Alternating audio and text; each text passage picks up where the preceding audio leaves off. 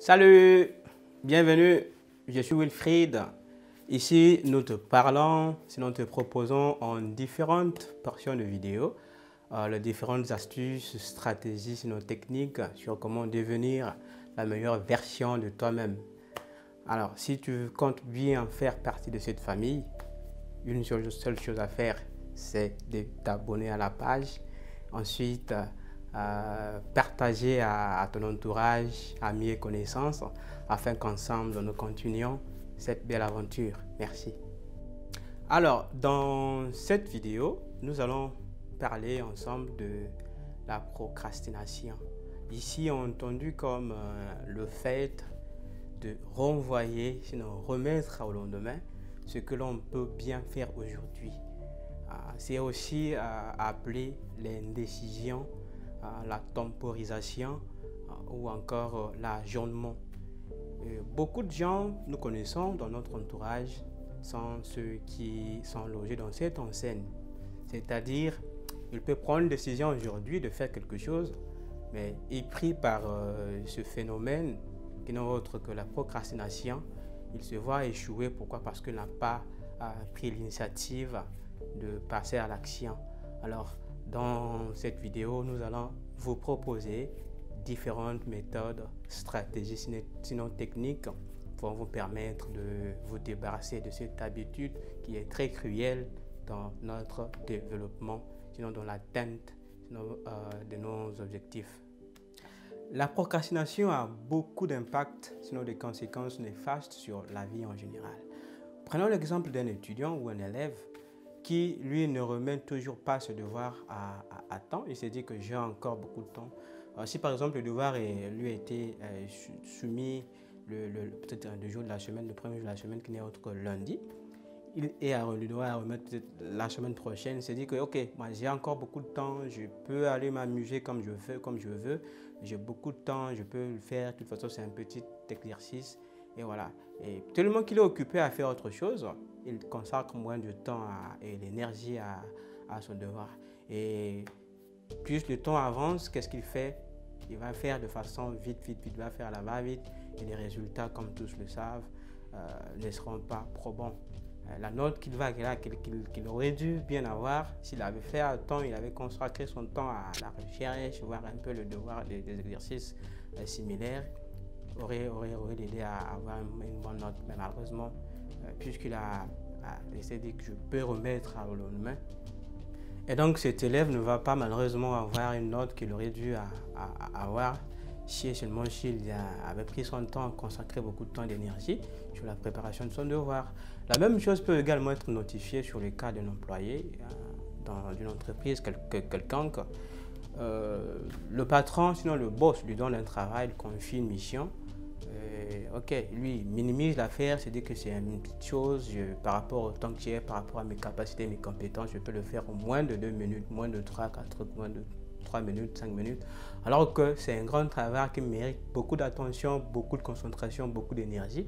Et qu'est-ce qu'il fait? Plus le temps, le jour qu'il faut rendre le travail au boss avance, plus il se met le stress, il va faire les choses à la va-vite et les résultats, le travail ne sera pas bien fait.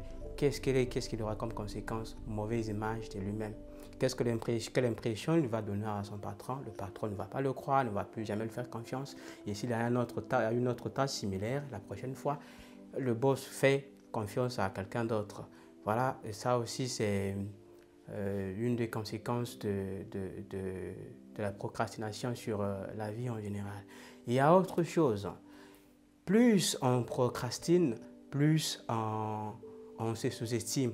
Voilà, on se dit que waouh, les autres, ce qu'ils font, les autres qui prennent des décisions, les autres qui se mettent, qui prennent l'initiative, les autres qui passent à l'action, on les prend pour les extraordinaires et puis on se minimise, on se dit que moi ça ne marche toujours pas. Et du coup, tu mets en doute tes propres compétences, tu mets en doute tes propres performances et tu doutes de tes compétences. Et à un moment donné, tu t'en veux à toi-même aussi. Voilà, ça aussi c'est un autre volet de conséquences de la procrastination.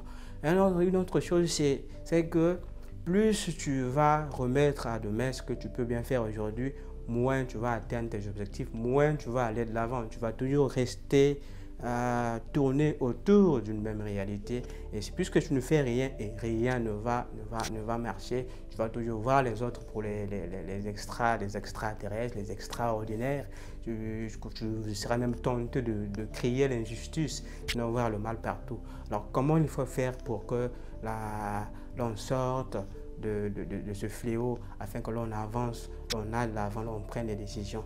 Nous vous proposons différentes techniques plus pratiques pour vous aider à sortir dans cette zone de confort qui vous empêche d'atteindre vos objectifs. La procrastination étant un problème essentiellement basé sur la prise d'action, c'est-à-dire passer à l'action, prendre la décision.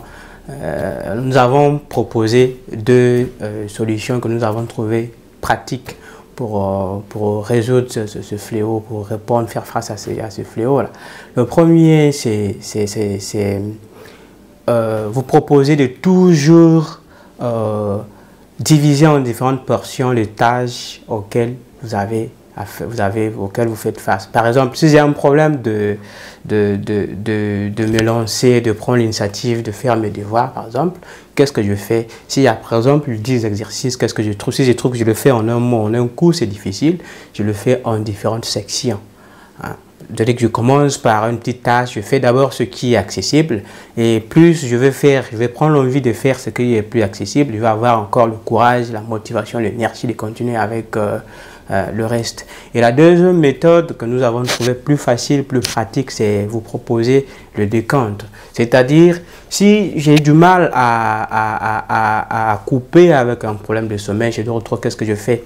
Je dois compter, par exemple, si je mets mon petit réveil à 6 h du matin, dès que celui-ci sonne et que j'ai du mal à quitter mon lit, je compte 1, 2, 3, 4, jusqu'à 5, boum, je me lève. Il faut que je reste rigoureux ou rigoureuse avec moi-même sur ce point. Et ce n'est qu'à ce titre que vous allez voir que vous allez vous débarrasser définitivement de ce fléau. Ce n'est autre que la procrastination. Et nous pensons que ça vous a été utile et que ça vous a beaucoup aidé. Si ça n'a pas vraiment été comme vous l'aurez souhaité, dites-nous dans les commentaires afin que dans les prochaines séances, nous améliorions nos vidéos pour toujours être à votre service. On se retrouve dans la prochaine capsule pour vous apporter encore plus de thèmes qui vont vous aider à devenir, comme nous l'avons dit au début, la meilleure version de vous-même. D'ici, portez-vous bien. Merci.